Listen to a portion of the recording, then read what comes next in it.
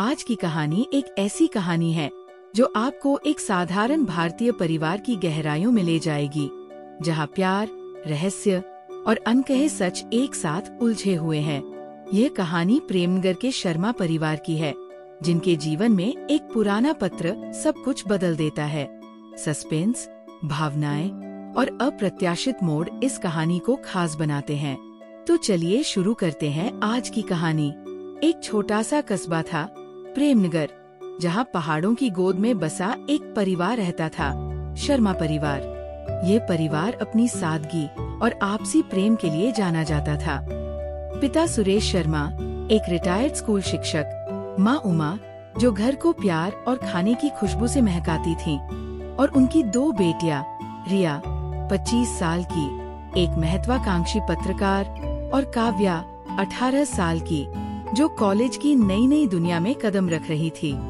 उनके साथ रहता था सुरेश का छोटा भाई अजय, जो एक रहस्यमयी व्यक्तित्व था।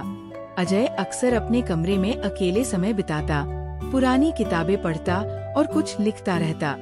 एक ठंडी सर्दियों की सुबह, जब कोहरा प्रेमनगर की गलियों में घूम रहा था, रिया को अपने पिता के स्टडी रूम में एक पुराना पीला पड़ चुका लिफाफा मिला।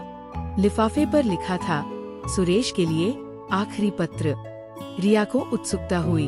उसने लिफाफा खोला और उसमें एक हस्तलिखित पत्र था, जिसकी स्याही समय के साथ धुंधली हो चुकी थी। पत्र में लिखा था, प्रिय सुरेश, जब तुम ये पढ़ रहे होगे, शायद मैं इस दुनिया में न रहूं। कुछ राज ऐसे हैं जो मैं तुम्हें बताना चाहता था, पर वक्त ने मुझे मौका नहीं दिया। मेरी डायरी में वो सच है जो हमारे परिवार को हमेशा के लिए बदल सकता है।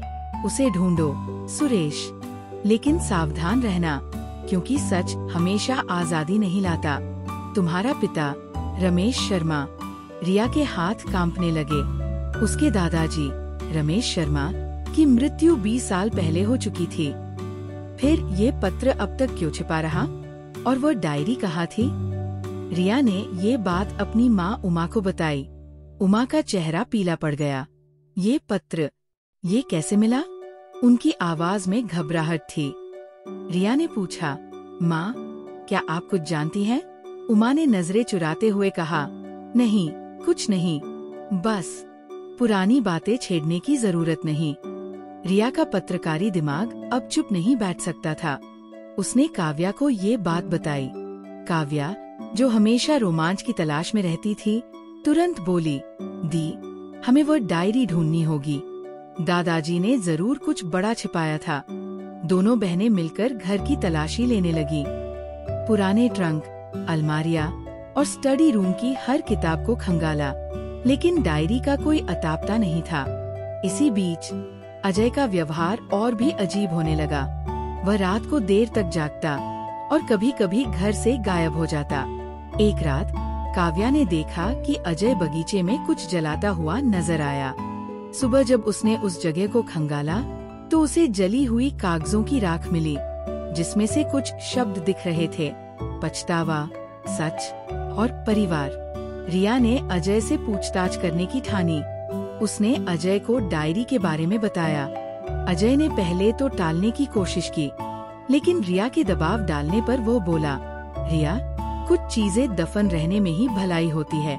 तुम नहीं जानती कि वो डायरी क्या खुलासा कर सकती है। रिया ने गुस्से में कहा, चाचा, अगर ये हमारे परिवार से जुड़ा है तो हमें जानने का हक है। अजय चुप रहा, लेकिन उसकी आंखों में एक अनकहा डर था। कुछ दिनों बाद रिया को स्टडी रूम में एक पुरानी किताब के पीछे एक छोटा सा तहखाना मिला। वहाँ एक लकड़ी का बक्सा था, जिसमें एक चमड़े की डायरी थी। डायरी के पहले पन्ने पर लिखा था, रमेश शर्मा की अंतिम इच्छा। रिया और काव्या ने मिलकर उसे पढ़ना शुरू किया। डायरी में रमेश ने अपने जीवन के कुछ काले राज लिखे थे। उन्होंने बताया कि कैसे उन्होंने जवानी में एक गलत फैसले के कारण अपने सबसे अच्छे दोस्त प्रकाश को धोखा दिया था। प्रकाश और रमेश मिलकर एक छोटा सा व्यवसाय चलाते थे, लेकिन रमेश ने लालच में आकर प्रकाश का हिस्सा हड़प लिया था। प्रकाश ने गुस्से में रमेश को श्राप दिया था कि उसका परिवार कभी सुखी नहीं रहेगा। इसके बाद प्रकाश रहस्यमयी तरीके से गायब हो गया। रमेश को हमेशा लगता था कि उनकी गलती की सजा उनके परिवार को भुगतनी पड़ेगी। डायरी में एक और चौंकाने वाला खुलासा था। रमेश ने लिखा था कि उन्हें शक था कि प्रकाश की बेटी, जो गायब होने के बाद कभी नहीं मिली, शायद प्रेमनगर में ही कहीं थी, और वो शायद उनके परिवार के करीब थी। रिया और काव्या ये पढ़कर स्तब्ध थी। तभी उमा कमरे में आई और डायरी देखकर रो पड़ी। उन्होंने बताया कि वह प्रकाश की बेटी थी। रमेश ने उमा को गोद लिया था, लेकिन ये बात कभी किसी को नहीं बताई। उमा ने कहा, मैंने तुम्हारे पिता को ये बात कभी नहीं बताई, क्योंकि मुझे डर था कि इससे हमारा परिवार टूट जाएगा। रिया और काव्या की आंखों में आंसू थे। वे समझ नहीं पा रही थी कि अपनी माँ को दोष दें या गले लगाए। उमा ने बताया कि अजय को ये बात पता थी और वह हमेशा उमा को इस राज को छिपाने में मदद करता था। लेकिन अजय को डर था कि अगर ये राज खुल गया तो परिवार बिखर जाएगा। कहानी तब और पेचीदा हुई जब रिया को एक और पत्र मिला, इस बार अजय के कमरे में। उसमें लिखा था, अजय, तुम्हें सच छिपाने की कीमत चुकानी होगी। प्रकाश। रिया को शक हुआ कि शायद प्रकाश अभी जिंदा था और बदला लेने की योजना बना रहा था। उसने ये बात काव्या को बताई और दोनों ने फैसला किया कि वे इस रहस्य को सुलझाएंगी। रिया ने अपनी पत्रकारी ताकत का इस्तेमाल किया और पुराने रिकॉर्ड्स खंगाले। उसे पता चला कि प्रकाश की आखिरी बार देखे जाने की जगह प्रेमनगर का पुराना जंगल था। रिया और काव्या ने जंगल में एक पुरानी झोपड़ी ढूंढी, जहां उन्हें प्रकाश के कुछ पुराने सामान मिले। उनकी तस्वीरें, एक डायरी और एक नक्शा। नक्शे में उनके घर का स्थान चिन्हित था। एक रात जब पूरा परिवार सो रहा था, रिया को घर के बाहर कुछ हलचल सुनाई दी।